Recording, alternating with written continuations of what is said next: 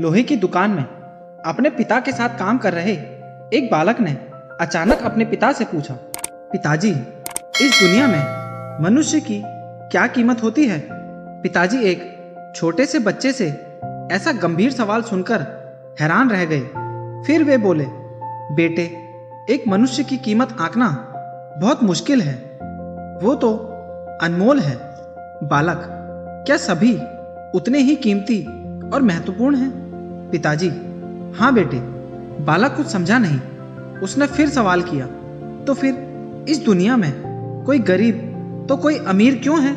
किसी की इज्जत कम तो किसी की ज्यादा क्यों है?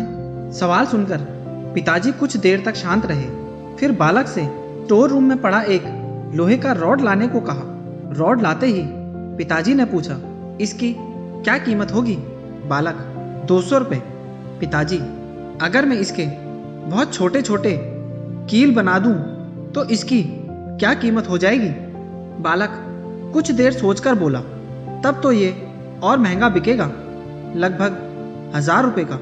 पिताजी, अगर मैं इस लोहे से घड़ी के बहुत सारे स्प्रिंग बना दूं तो? बालक कुछ देर गणना करता रहा और फिर एकदम से उत्साहित होकर बोला, तब तो इसकी कीमत बहुत ज्यादा हो जाएगी।